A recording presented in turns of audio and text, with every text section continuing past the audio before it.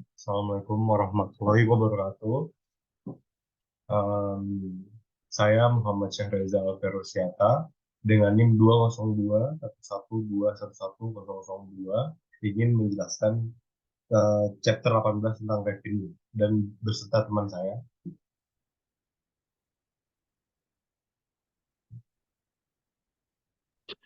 Perkenalkan, saya mengatur Michael Daud, NIM 2021-121-1007 dari kelas AK31R. AK41. Tempat satu. Perkenalkan, nama saya Antoni Saldo Sudarsono dengan NIM 2021-121-1012. Sebelumnya, mohon maaf kami tidak menuliskan nama dan name di PPT. Next, pengakuan pendapatan. Di sini kita belajar tentang lingkungan kini yang terdiri dari pedoman pengakuan pendapatan dan penyimpangan basis penjualan. Dan kami juga menjelaskan pengakuan pendapatan saat penjualan yang terdiri dari pengukuran, pengakuan, dan ringkasan. Dan yang ketiga ada pengakuan pendapatan kontrak jangka panjang yang terdiri dari metode persentase penyelesaian, metode pemulihan pas, rugi kontrak jangka panjang, dan pengungkapan. Dan yang terakhir, kita akan menjelaskan tentang pengakuan pendapatan lainnya yang terdiri dari kontrak jasa, metode angsuran, dan lain-lain.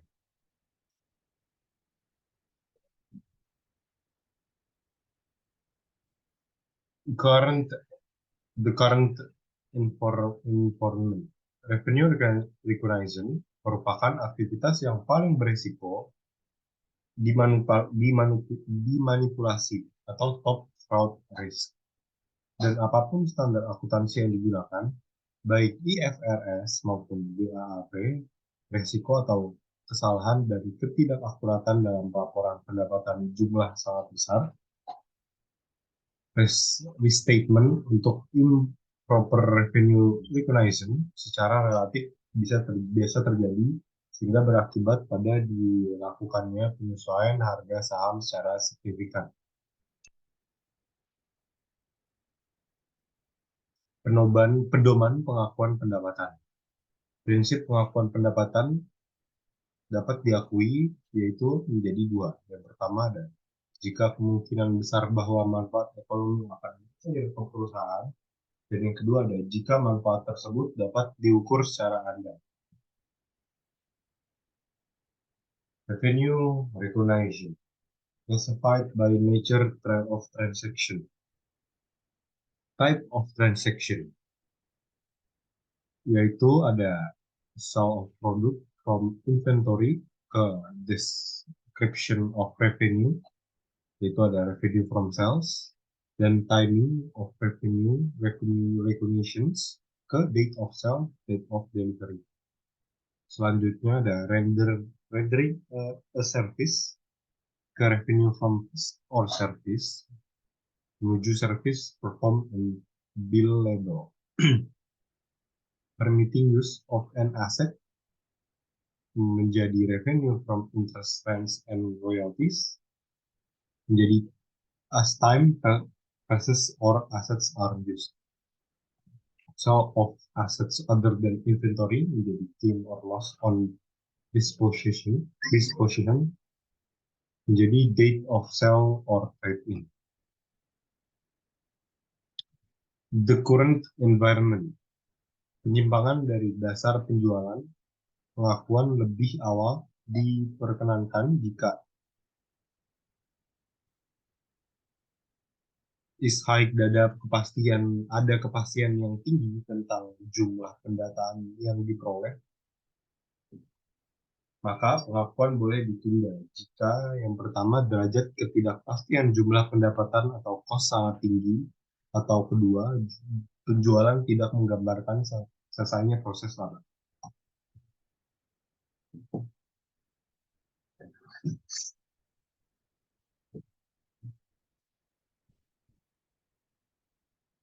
Revenue recognition at point of sale. Pengukuran pendapatan penjualan. Pendapatan harus diukur sebesar fair value yang diperkirakan akan diterima atau piutang dagang. Rate discounts atau volume rebates harus mengurangi jumlah yang akan diterima atau piutang dan pendapatan. Dan yang kedua ada jika pembayaran ditunda, penjualan harus menetapkan tingkat bunga atau selisih antara kas atau kas ekuivalen dan jumlah yang ditunda pembayarannya. Contohnya ada Samsung company has an agreement with its customer that it will provide a 3% volume discount to its customer if they purchase at least 2 million of its product during the calendar year. On March 31, 2011, Samsung has made sale of 700,000 euro to Arctic LCD in Arctic Place in the previous 2 years. Samsung sold over 3 million euros to Arctic in the period April 1 to December 31. Samsung membuat jurnal berikut pada tanggal 31 Maret 2011, yaitu ada piutang dagang sebesar 679.000 dan di sisi kredit ada penjualan sebesar 679.000. Jika pelanggan meet the discount threshold, Samsung membuat jurnal berikut. Kas sebesar 679.000, piutang dagang sebesar 679.000.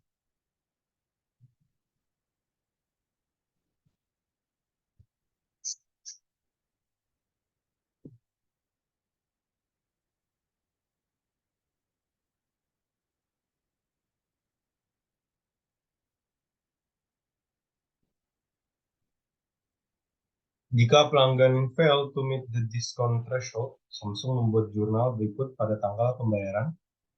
Kas di debit sebesar 700.000, piutang dagang sebesar 679.000 di sisi kredit.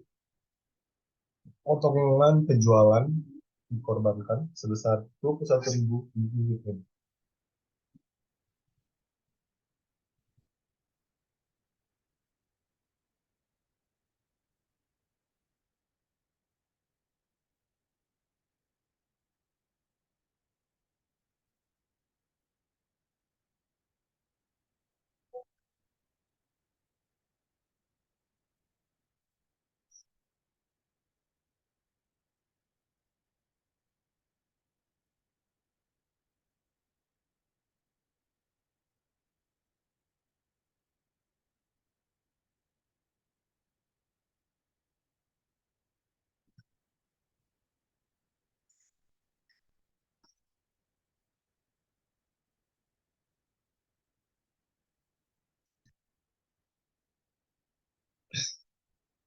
Jika pelanggan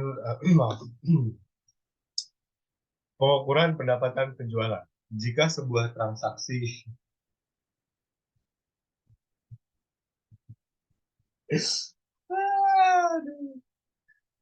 gede ya, kayak punya orangnya gede, ya gue gede. Pengukuran pendapatan penjualan jika sebuah transaksi melibatkan financing arrangement. Nilai wajar ditentukan dengan diskontokan pembayaran dengan menggunakan imputed interest rate. Imputed interest rate dapat ditentukan lebih jelas menggunakan 1. Prevailing rate untuk instrumen sejenis dengan kredit rating sama, atau yang kedua, tingkat bunga yang mendiskonto nilai nominal instrumen ke harga barang atau jasa sekarang.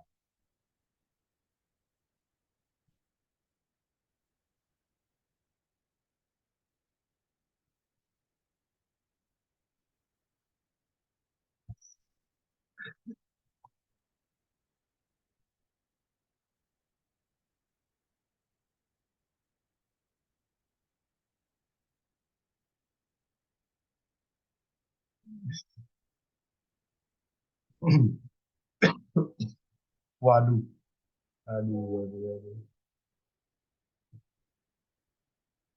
Asli nih recordnya, betul. On July 1, 2011, SEK company sold goods to Grants Company for 900,000 euro in exchange for a 4-year zero interest bearing note in the face amount of 1,416,163 euros. The goods have an inventory cost on SEK books of 590,000 euros. Questions. How much revenue should SEK company record on July 1st, 2011? B. How much revenue should it report related up to this transaction on December 31, 2011?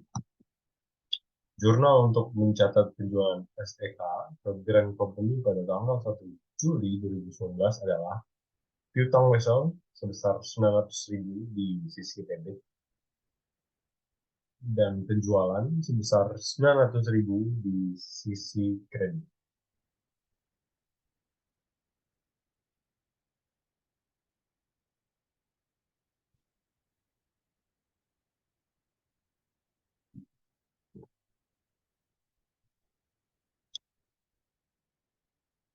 SEKA membuat jurnal untuk mencatat pendapatan bunga sebagai berikut. Piutang wesel sebesar 54.000 di sisi debit, pendapatan bunga sebesar 12% kali 1/2 dikali 900.000 euro, hasilnya menjadi 54.000 di sisi kredit.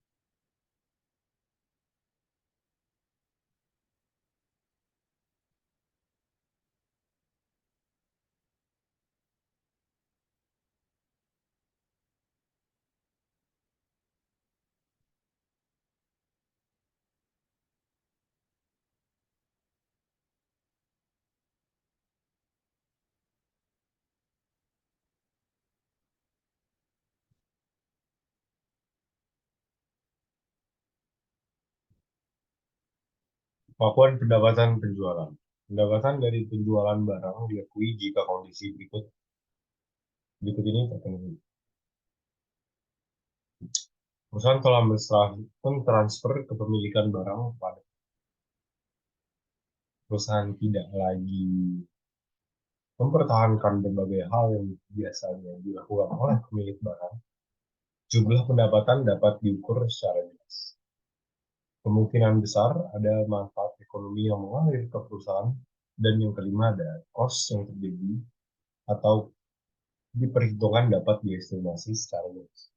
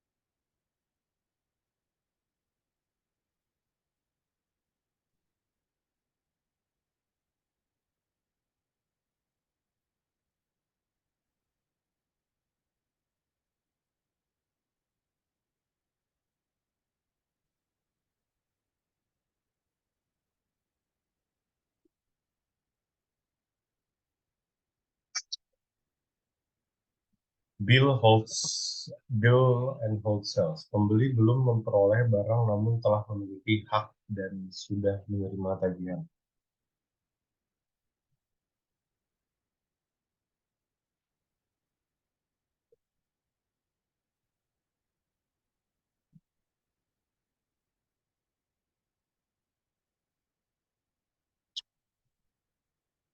Butler Company sells $450.000 of fireplace to a local coffee shop. Baristo, which is planning to expand in its location around the city. Under the agreement, Baristo asked Butler to retain this fireplace in its warehouses until the new coffee shops that will house the fireplaces are ready. Title passes to Baristo at the time the agreement is signed. Questions: should Butler report the revenue from this deal and hold an agreement when the agreement is signed, or should revenue be deferred and report when the fireplace are delivered? Solution: Butler harus mencatat pendapatan pada saat hak kepemilikan sudah berpindah karena yang pertama, kemungkinan besar transaksi terjadi. Yang kedua, barang ada di tangan, diidentifikasi dan siap untuk dikirimkan saat penjualan diakui. Yang ketiga, dan Baristo memberitahu penundaan pengiriman dan ada kesepakatan pembayaran. It appears that this condition were probably met, and Oki pengakuan harus dilakukan saat persetujuan ditandatangani.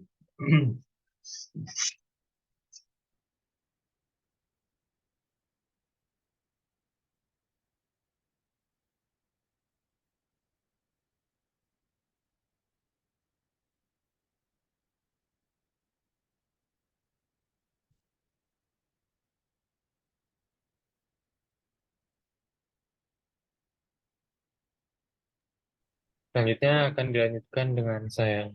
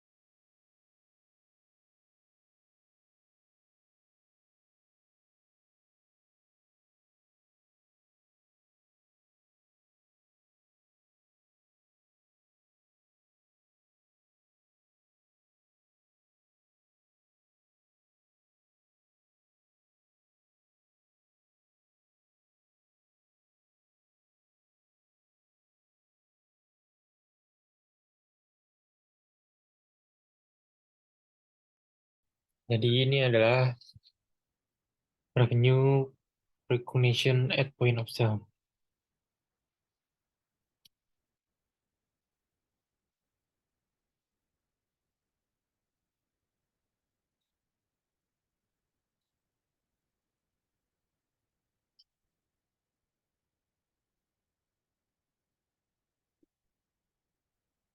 Ini ilustrasi dari bill and hold. Jadi Butler Company ini menjual $450 a fireplace to a local coffee shop Baristo yang di mana planning to expand its locations around the city. Nah, under the agreement, Baristo asked Butler to retain this fireplace in its warehouse until the new coffee shop that will house the fireplace are ready. Total pesos to Baristo at the time the agreement is signed. Nah, pertanyaannya, uh, should Butler report the revenue from this bill and hold arrangement when the arrangement is signed, or should revenue be deferred and reported when the fireplace are delivered? Nah, jadi pertama-tama Butler ini membuat jurnal untuk mencatat bill and hold sale-nya.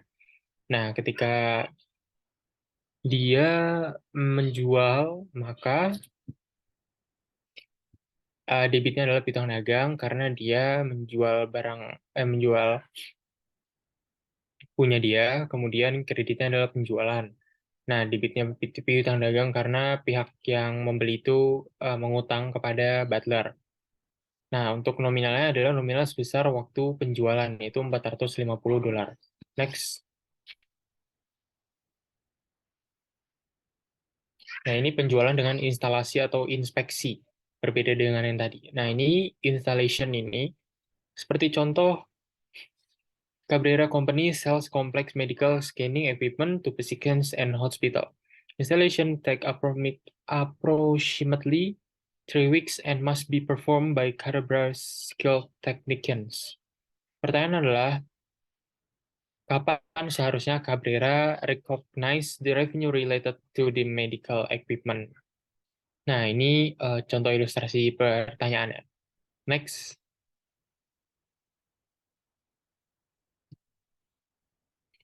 Nah, untuk ini adalah ilustrasi dari Law Away Sales, yaitu Milano Company sells merchandise on the installment basis. As a result, it holds the goods until the final payment is made. Questionnya itu, should Milano recognize the sale at the time of sale or when it receive its last payment? Next.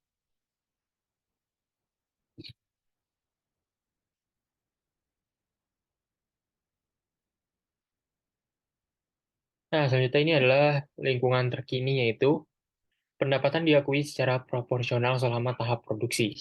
Nah, cara ini dipakai terutama oleh perusahaan kontraktor. Hal ini dilakukan karena sifat pekerjaan yang dilakukan, yang biasanya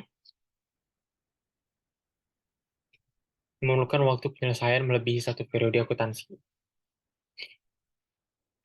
Nah, cara seperti ini dapat dilakukan apabila taksiran biaya penyelesaian dan tahap kemajuan penyelesaian kontrak dapat ditentukan.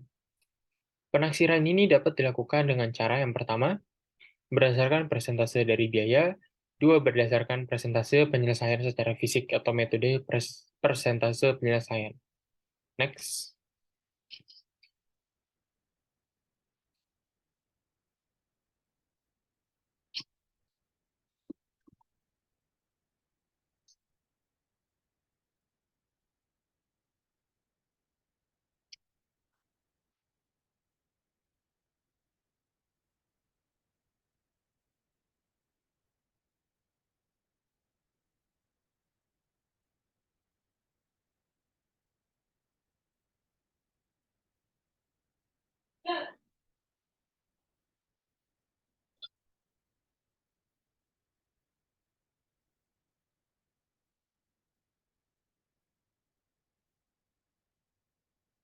Selanjutnya adalah pengakuan pendapatan sebelum pengiriman.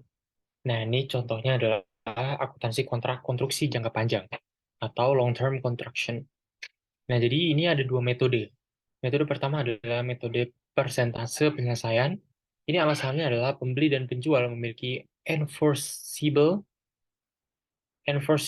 rights. Nah, yang kedua adalah metode kontrak selesai. Next.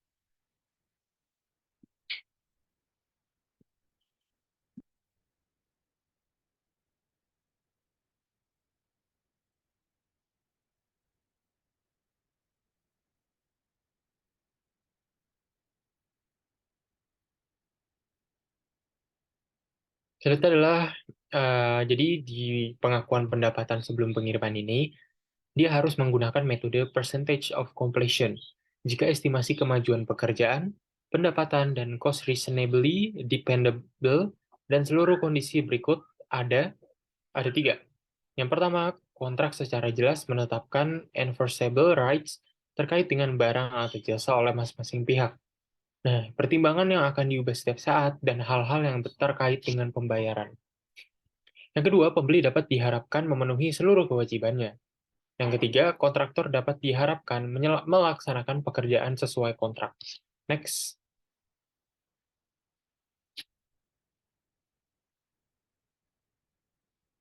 Selanjutnya yaitu perusahaan harus menggunakan metode kontrak selesai jika satu di antara kondisi berikut ini terpenuhi. Yang pertama, perusahaan memiliki kontrak jangka pendek, atau yang kedua, perusahaan tidak dapat memenuhi kondisi untuk menggunakan metode persentase penyelesaian, atau yang ketiga, ada inherent hazards dalam kontrak di luar kondisi normal yang menimbulkan risiko bisnis. Next.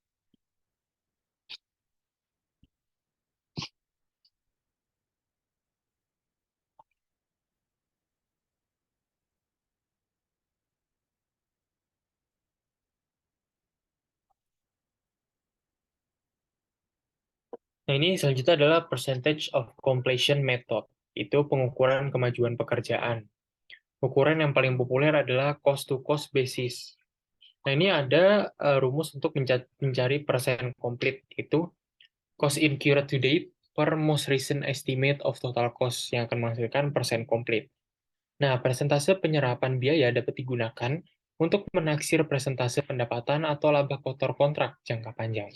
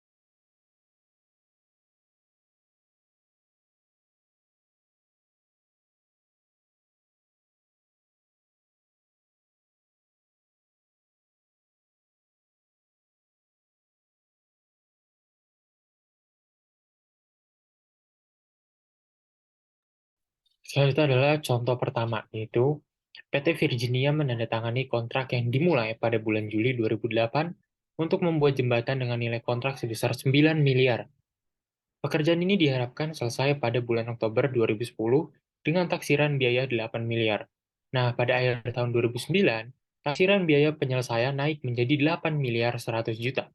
Berikut ini data yang lain berkaitan dengan kontrak tersebut, yaitu biaya sampai dengan tahun taksiran, biaya penyusutan sisa kontrak, kemudian tagihan kontrak dan kas yang diterima.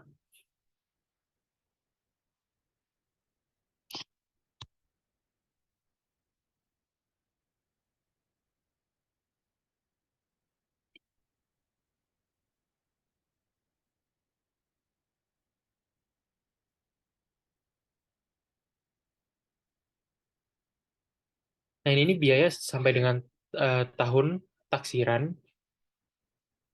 Ini 2008 2 miliar, 2009 5 miliar, 5 juta, 5 miliar 832 juta, 2010 8 miliar 100 juta. Kemudian di sisa kontrak ini 2008 6 juta, 2009 2 miliar 268 juta, 2010 tidak ada. Tagihan kontrak di 2008 1 miliar 800 juta, 2009 4 miliar 800 juta, dan 2010 2 miliar 400 juta. Untuk kas yang diterima pada tahun 2008 yaitu 1 miliar 500 juta, 2009 3 miliar 500 juta, dan 2010 4 miliar. Next.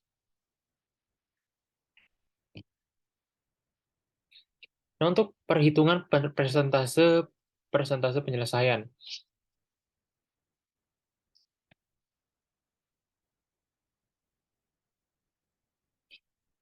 Ini harga kontraknya itu di 2008 9 miliar sampai 2010. Nah, taksiran biayanya, biaya sampai dengan tahun 2008 itu 2 miliar, 2009 5 miliar 832 juta, 2010 8 miliar 100 juta. Nah, untuk taksiran biayanya kita masukin, kemudian nanti akan dijumlahkan, yaitu dari biaya sampai dengan tahun ditambahkan dengan taksiran biaya penyelesaian, yang akan menghasilkan jumlah taksiran biaya. Nah, dari jumlah taksiran biaya ini, harga kontrak dikurangi dengan jumlah taksiran biaya, yang akan menghasilkan taksiran laba kotor. Seperti kita lihat di sini, harga kontrak 2008 adalah 9 miliar, dikurangi dengan jumlah taksiran biaya yaitu 8 miliar, terus kemudian nanti hasil 1 miliar. Untuk persentase penyelesaian 2008, itu 25%, 2009 72%, dan 2010 100%. Next.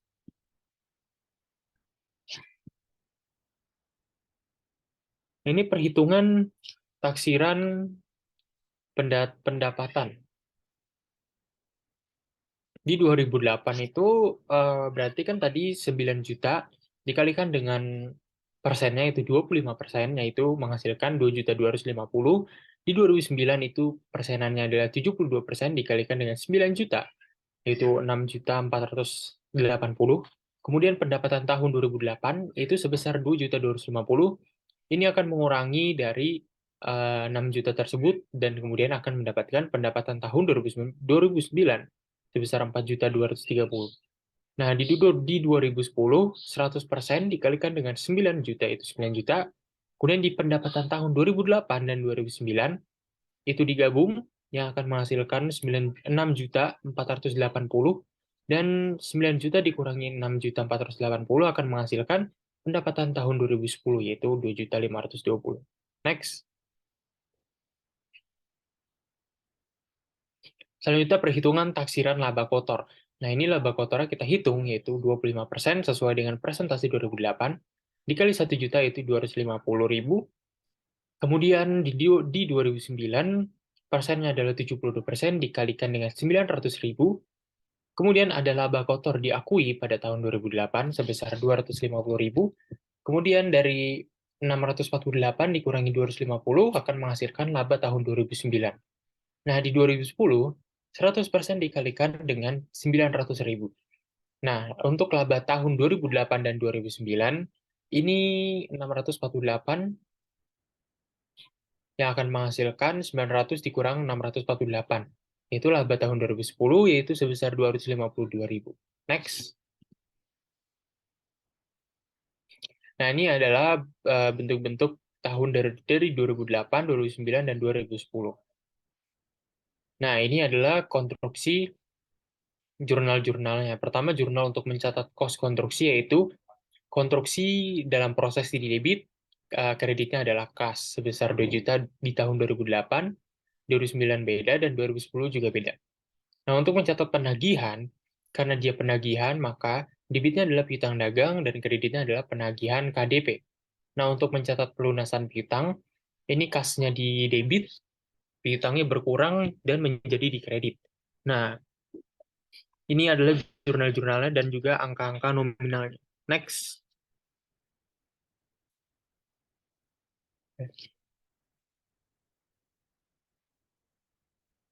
Nah, ini adalah konstruksi dalam proses di tahun 2008. Untuk kolom sebelah kiri itu cost 2 miliar, laba kotor 250 juta, cost lagi laba kotor, dan sebagainya. Di tahun 2010 di samping kanan, itu ada 9 miliar. Ini adalah total dari yang debitnya.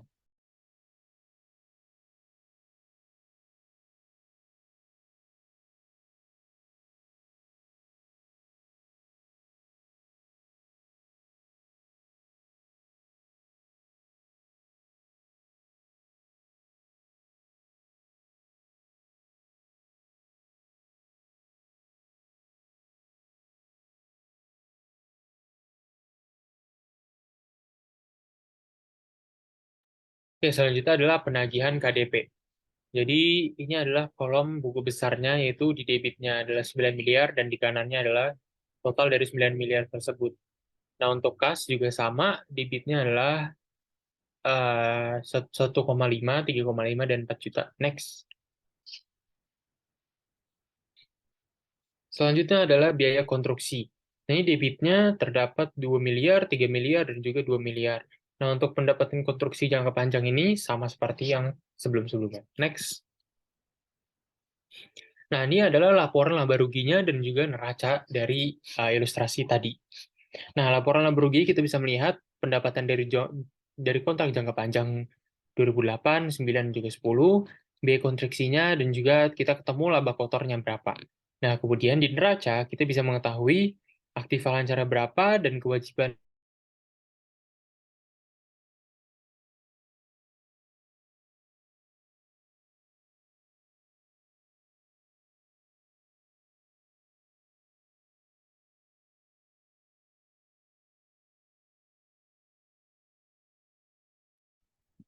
Oke, berikutnya akan saya lanjutkan. Di sini ada metode kontrak selesai. Perusahaan mengakui pendapatan dan laba kotor hanya pada saat penjualan, yaitu ketika kontrak telah diselesaikan. Dengan metode ini, perusahaan mengakumulasi kos kontrak jangka dalam proses. Namun tidak perlu melakukan pengakuan periodik untuk pendapatan kos dan laba kotor.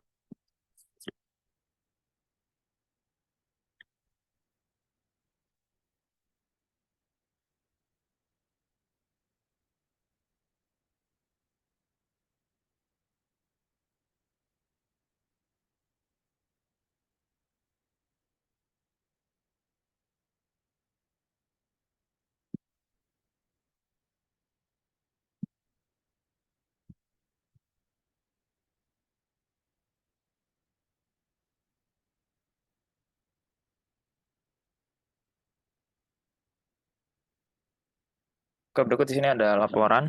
Pertama, 2008, 2009, dan 2010. Terdapat akun konstruksi dalam proses kas dalam mencatat kos konstruksi. 2008 itu konstruksi dalam proses 2 juta di debit, kas 2 juta di kredit. Untuk tahun 2009, konstruksi dalam proses 3,832 juta di debit dan 3,832 juta di kredit untuk kas. Untuk tahun 2010, konstruksinya sebesar 2,2 juta debit dan kasnya 2,2 juta kredit. Untuk piutang dagang 2008, 1,8 juta pada penagihan KDP 1,8 juta. Sedangkan 2009, 4,8 juta debit dan 4,8 juta kredit. Untuk 2010, piutang dagang 2,4 juta pada penagihan KDP 2,4 juta. Tujuan akun itu adalah untuk mencatat penagihan. Kemudian untuk kas untuk 2008, kas pada piutang dagang sebesar 1,5 juta. Pada 2009, kas pada piutang dagang sebesar 3,5 juta. Dan 2010, kas pada piutang dagang sebesar 4 juta. Tujuannya untuk mencatat pelunasan piutang. Kemudian akun berikutnya biaya konstruksi pada konstruksi dalam proses. Terdapat pada 2010 saja sebesar 8,1 juta. Kemudian untuk akun terakhir ada penagihan KDP pada pendapatan dari KJP. berada di tahun 2010 juga, sebesar 9 juta.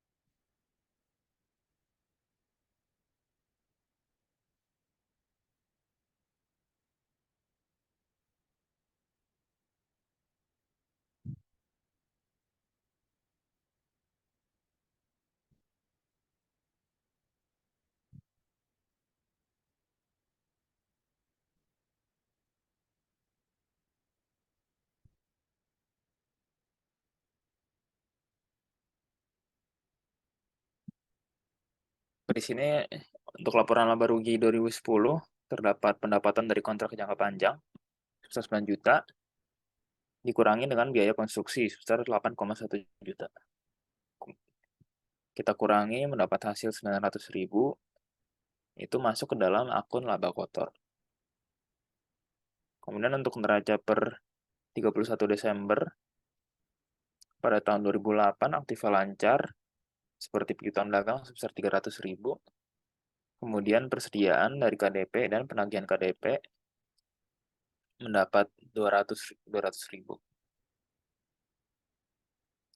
Kemudian untuk 2009 piutang dagangnya sebesar 1,6 juta.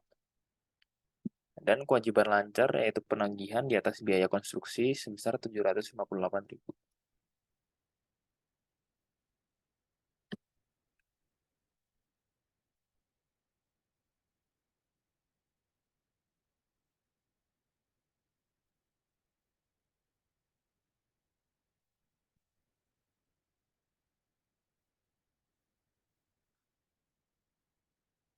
Rugi kontrak jangka panjang, 2 metode. Yang pertama, rugi periode berjalan pada kontrak yang menguntungkan. Persentase penyelesaian. Estimasi kenaikan kos pada periode sekarang untuk menyesuaikan laba kotor periode sebelumnya. Kemudian metode kedua, rugi pada seluruh proyek. Pada kedua metode, perusahaan harus mengakui rugi pada periode sekarang untuk seluruh rugi proyek.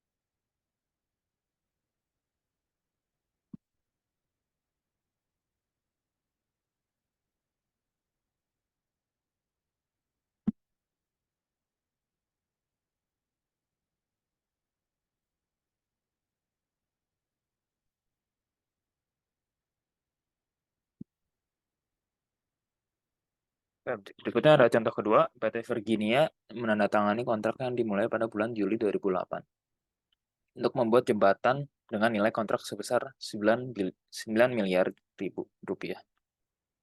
Pekerjaan ini diharapkan selesai pada bulan Oktober 2010 dengan taksiran biaya 8 miliar rupiah.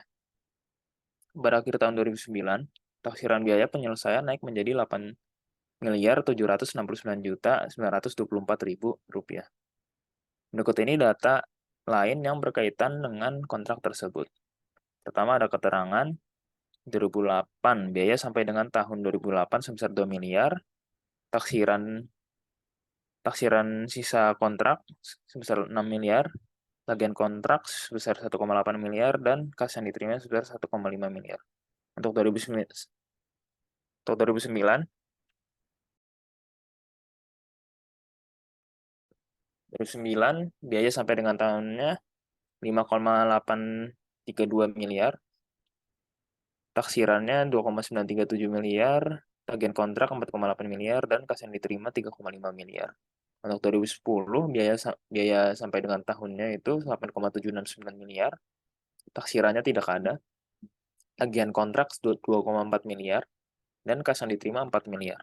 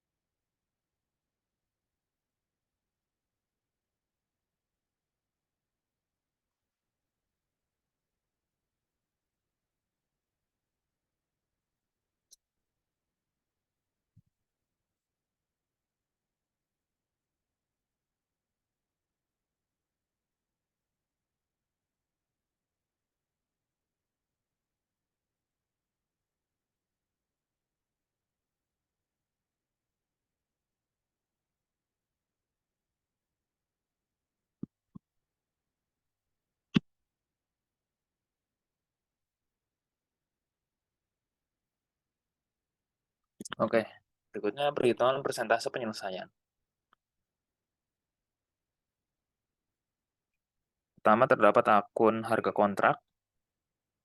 Untuk 2008 sebesar 9 miliar. Kemudian ada taksiran biaya terdiri dari biaya sampai dengan tahun sebesar 2 miliar, taksiran biaya penyelesaian 6 miliar, dan jumlah taksiran biaya 8 miliar. Kemudian ada taksiran laba kotor sebesar 1 miliar. Dan persentase penyelesaiannya 25%. Untuk tahun 2009, harga kontraknya 9 miliar, biaya sampai dengan tahunnya 5,832 miliar, taksiran biaya penyelesaian 2,937 miliar. Kemudian kita tambahkan sehingga mendapat hasil jumlah taksiran biaya sebesar 8,769 miliar. Untuk taksiran laba kotornya sebesar 230 juta, dan persentase penyelesaiannya 66,5%. Kemudian untuk tahun 2010, harga kontraknya 9 miliar, biaya sampai dengan tahunnya 8,769 miliar, sehingga mendapat hasil jumlah taksiran biaya 8,769, taksiran laba kotor 230 juta, dan persentase penyelesaiannya 100%.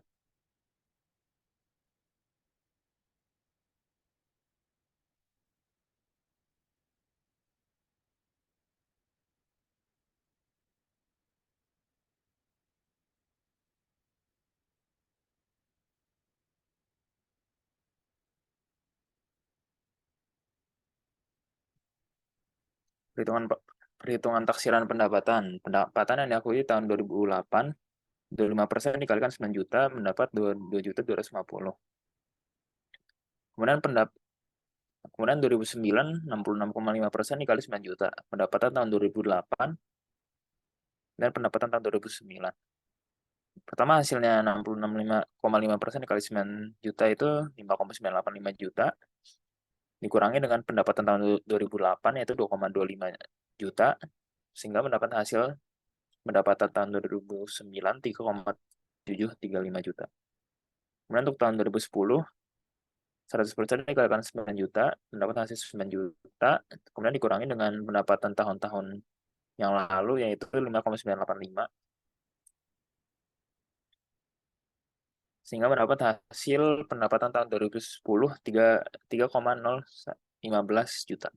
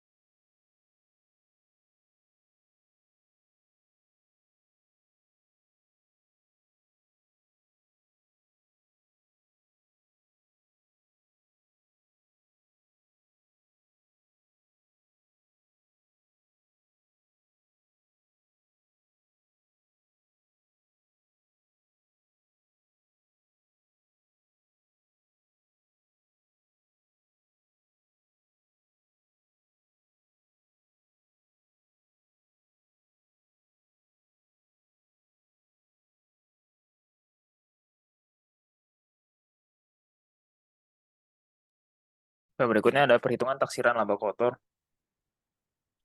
Menghitungnya dari 25% dikalikan 1 juta jumlah jumlah laba kotornya sehingga mendapat hasil 250.000.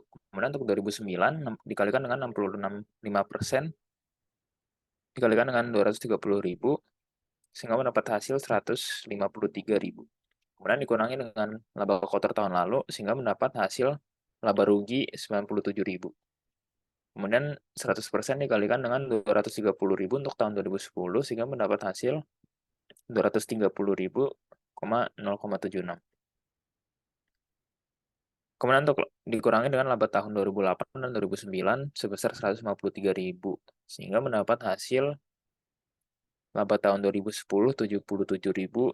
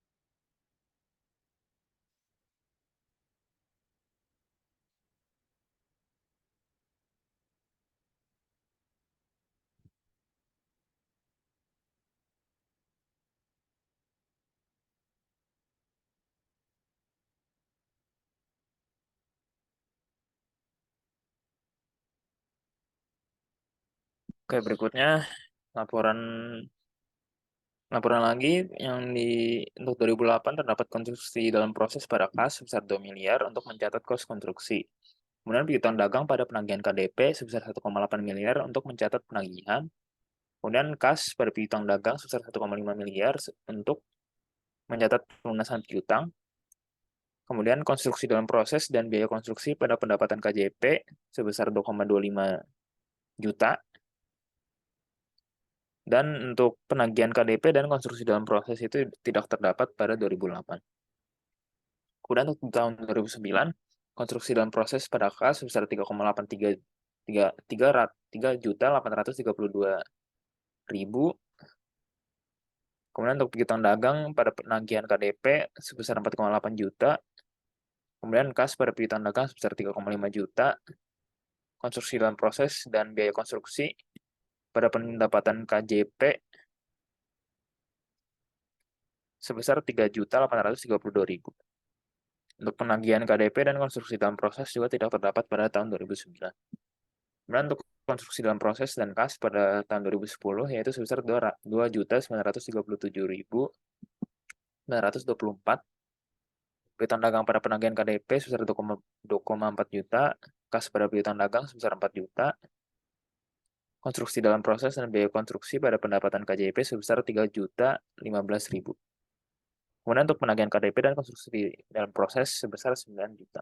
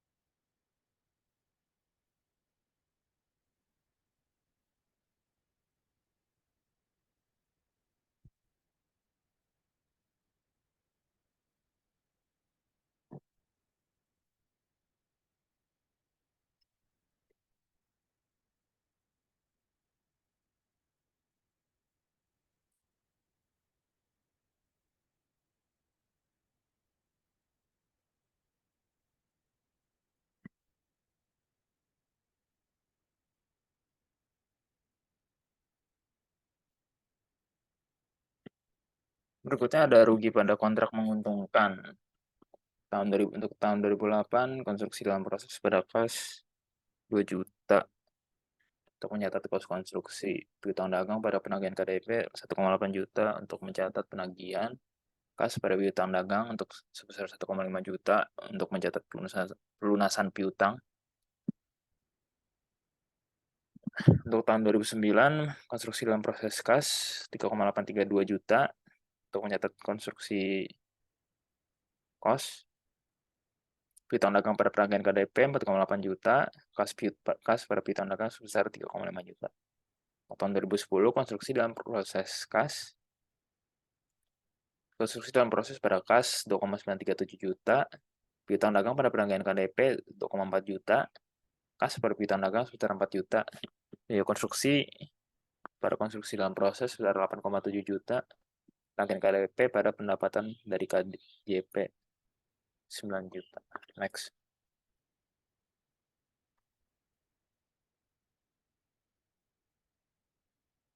Rugi pada kontrak rugi. Contoh ketiga, PT Virginia menandatangani kontrak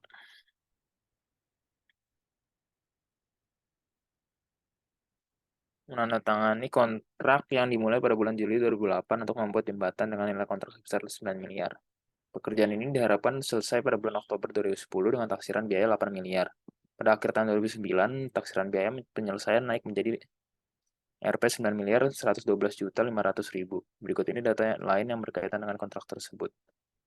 Untuk 2008 terdapat biaya 2 miliar, taksiran 6 miliar, tagihan 1,8 miliar, kas yang diterima 1,5 miliar.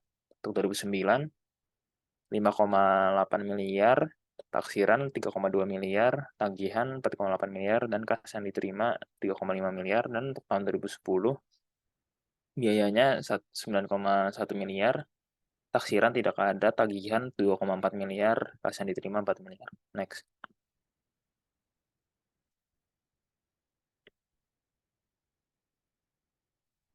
Pertama kita akan menghitung persentase penyelesaian. Pertama kita mencari jumlah taksiran biaya dengan biaya dikurangi dengan taksiran. Biaya ditambahi dengan taksiran. 2 juta tambah 6 juta menjadi 8 juta. 5,832 juta tambah 3,28 juta menjadi 9,1 juta. 91 juta ditambah 0 menjadi 9,1 juta. Kemudian taksiran laba rugi kotornya 1 juta, 112 juta, dan 112 juta dengan persentase penyelesaian 25%, 64%, dan 100%. Next.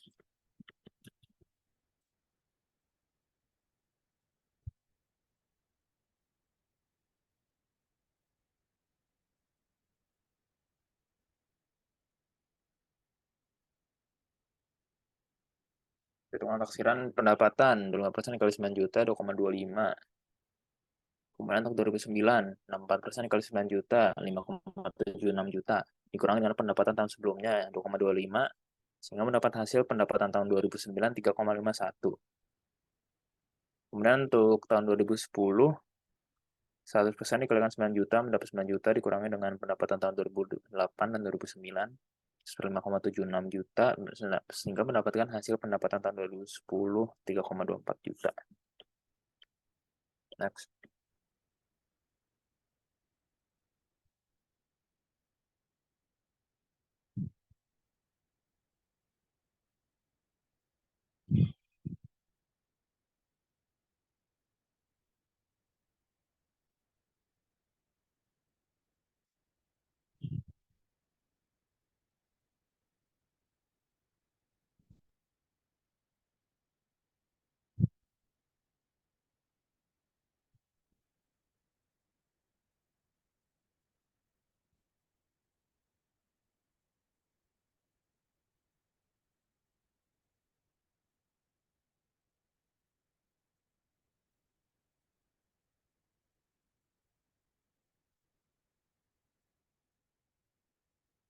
Next. Kemudian perhitungan taksiran laba rugi kotor. 2008 25% dikali 1 juta dapat hasil 250.000. 2009, 100% dikalikan 112.500, mendapat 112.500, kemudian dikurangi dengan laba kotor tahun 2008, sehingga mendapat laba rugi tahun 2009, 362.500. Untuk tahun 2010 tidak ada pengakuan laba rugi. Next.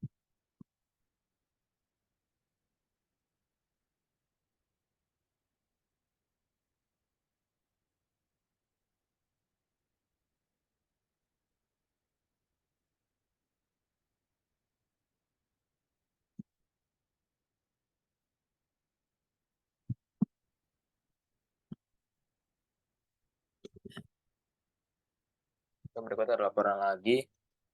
Instruksi dalam proses pada kas 2 juta, piutang dagang pada penagih KDP 1,8 juta, kas pada piutang dagang 1,5 juta, konstruksi dalam proses, dan biaya konstruksi pada pendapatan KJP 2,25 juta.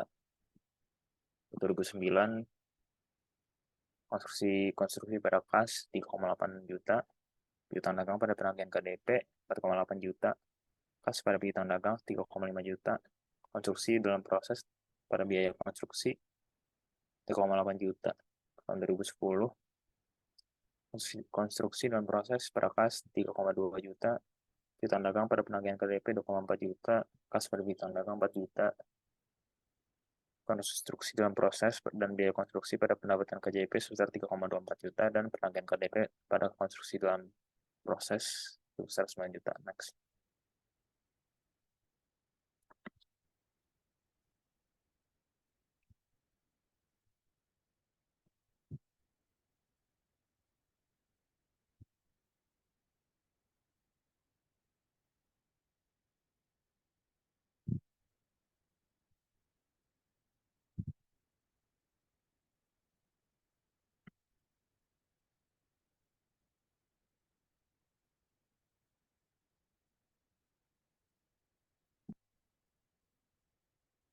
Oke, yang terakhir ada metode kontrak selesai.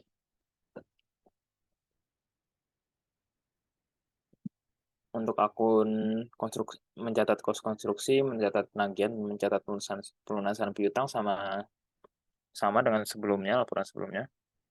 Yang berbeda adalah rugi kontrak jangka panjang pada konstruksi dalam proses sebesar 112.500, dan biaya konstruksi pada konstruksi dalam proses sebesar 9,1 juta, dan penagihan KDP pada pendapatan dari KJP sebesar 9 juta.